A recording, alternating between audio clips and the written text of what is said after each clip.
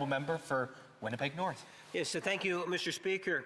You know, what a pleasure it is to be able to stand today to address what I believe is a major issue, an issue that has been talked about at great length. In fact, Mr. Speaker, I'm going to bring it back to the last federal election. The constituents of Winnipeg North, I believe, looked to the political entities and made a decision to support certain specific policy ideas and initiatives. We had a Prime Minister that talked a great deal about building Canada strong, a one economy, and looking at ways in which we could expand trade that went beyond the United States, Mr. Speaker. But we also spent a great deal of time talking about bail reform, Mr. Speaker. We understand the concerns that Canadians have in regards to safer communities. And that is the reason why, whether it's the Prime Minister or every Liberal member of Parliament, has spent a great deal of time and energy in dealing with this subject. We have two ministers that were assigned the responsibility ultimately to bring forward bail legislation that reflects the interest in what we were hearing at the doors. We have had ministers do extensive consultations, dealing with substantial issues, whether it's issues like extortion, violent repeat offenders, automobile theft, sexual assault, and many other crimes that take place in our communities, Mr. Speaker. This legislation is not only a reflection in terms of what Canadians have been telling Liberal members of Parliament over the last number of months, Mr. Speaker, it's also a reflection in terms of what stakeholders have been telling the government. It has widespread support throughout our nation, I would suggest to you, Mr. Speaker. It doesn't mean that it's absolute perfect legislation. I don't think anyone is saying that, Mr. Speaker. But we are, and I would suggest to you, I will continue to advocate that if you are serious when you talk about the need for bail reform, that there is absolutely no reason whatsoever that we cannot deliver that to Canadians before the end of the year, Mr. Speaker. I don't know how many conservatives I've heard stand up and talk about the importance of bail reform. And they're challenging the government to bring it forward. It is here, and we're debating it, Mr. Speaker, and I am now going to reverse the table and say to my Conservative friends, if you want to deliver on bail reform, we have the opportunity to do just that. And I remind all members of the House, but in particular my Conservative friends, that this isn't something that one political party is talking about. This is something that Canadians want, and they want this Parliament to deliver, Mr. Speaker. In a minority situation, that requires a whole lot more cooperation. And, Mr. Speaker, we have demonstrated that very clearly. And now the opposition has the opportunity to be able to show Canadians that they're more than just talk on the issue, that in fact they will respond. Think in terms of how quickly the end of the year is going to occur. We have other legislation before the House, Mr. Speaker. Very important legislation. We can talk about Bill C-3, which deals with citizenship, where there is a Superior Court order that demands that the legislation has to pass by November the 20th. We have Bill C-4 that's just passed out of committee, Mr. Speaker. Bill C-4 is what legitimizes the tax break to millions of Canadians, over 20 million Canadians, Mr. Speaker. We have Bill C-14 before us, in which I understand the official opposition is very demanding and wanting to see bail reform legislation. But we all know that it does not take much to frustrate the legislation.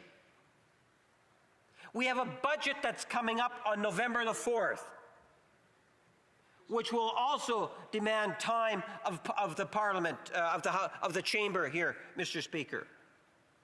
There are substantial things that are before us. And that's the reason why I look to my friends across the way, because they will ultimately determine if, in fact, we're going to be able to have bail reform before the end of the year. It's going to be up to the Conservatives to make that determination, Mr. Speaker. Let me encourage, in the strongest way that I can, that if you want bail reform legislation and the opportunities to be able to have extensive discussions at the committee level, you need to see the bail reform legislation pass quickly to committee.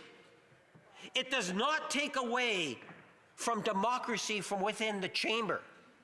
In fact, I can cite members from today already when I raised the issue about the end. Let's have a goal. Let's pass this stuff before the end of the year. Let's have new bail laws in place before the end of the year. And the Conservatives, I've had a number of them today that have said yes, that is something that we can achieve, Mr. Speaker. Well, I'm going to call their bluff and challenge them to allow it to go to committee. It means, Mr. Speaker, that they can continue to discuss it if they want to once it comes back in third reading, but it also provides the detailed discussions and debate that will occur. This is the second day. You know, the member says it's the second day. All she has to do is check with some of her members on the private members bill. I sat when I heard the member from, and I don't necessarily know the riding, Caribou and so on, where he talked about passing his private members bill and how substantial it was for legislative changes, in which it is, and he wanted to get it passed unanimously that particular day. He's trying to speed it up, and it's a limit of 2 hours for debate before it goes to committee. You can't have it both ways. So I would suggest, I would be happy if it was just limited to 2 hours in which the private members bill was. But the point is that we're not saying you can't debate the bill. The bill, in fact, can be debated in committee. It can be debated endlessly in third reading. But if you're genuine and you want the bail reform to pass before the end of the year, you need to allow the legislation to pass. You cannot continue to do filibusters on legislation. We had Bill C-2, which was debated for over 18 hours.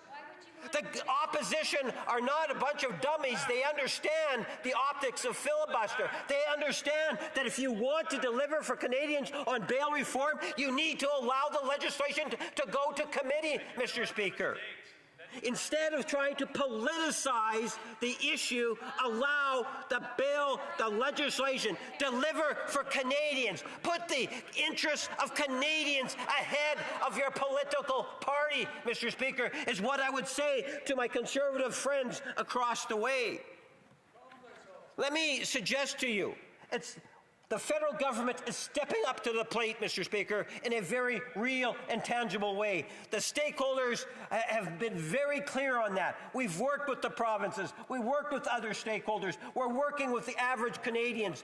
The legislation that we have before us is a true reflection, and that's the reason why it's receiving the type of support that it's receiving. It needs to go to committee. But it's not just the federal government that needs to step up, Mr. Speaker. I don't know how much time, I think you said a minute. Yeah, that's going to be tight. Let me do a very, very quick quote, Mr. Speaker, from the Winnipeg Free Press, which came out back in September. And I quote, it's referring to the government in Manitoba. The NDP has spoken frequently about the commitment to safer communities. It has announced more funding for police and has supported federal efforts to tighten bail laws. But those measures mean little if there are not enough prosecutors to move cases through the courts in a timely fashion. It goes on, Mr. Speaker.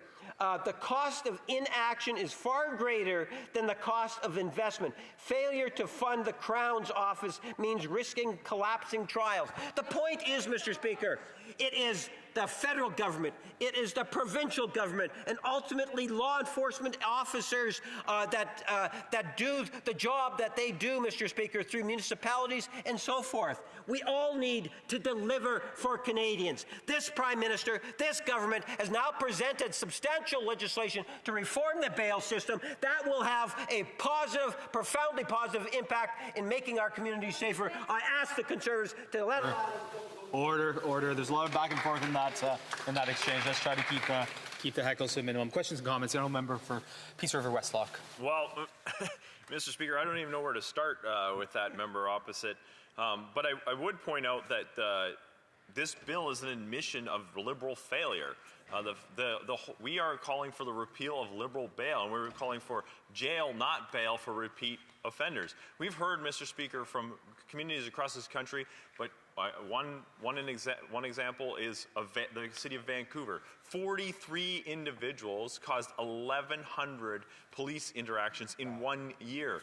It's not that we have a lot of criminals in this country, Mr. Speaker, but the criminals that we do have are prolific, and that is because the Liberals keep letting them out on bail. Yeah. What does the member have to say about that? Parliamentary Secretary. That it's grossly exaggerated in terms of how it is that the Conservatives often approach crime-related issues, because for them it appears to be they're more concerned about partisan political shots and slogans like jail as opposed to bail in order to raise money than they are in the interest of Canadians. And we saw that in the type of question that we just had, Mr. Speaker. At the end of the day, the responsibility of the types of things that he just made reference to, Mr. Speaker, is not just Ottawa. Provinces need to set up, municipalities need to set up, we need to be working together, and obviously, Mr. Speaker, we need to put the Canadian interest ahead of political party. Question et commentaire. Honourable Member for Drummond. Mr. Speaker, I'd like to give the member for Winnipeg North a shout out for the talent he has in getting the Conservatives all riled up. There's a lot of emotion being stirred up there, and I think I have to hand it to him that he's good at what he does. But we don't always agree with what he says.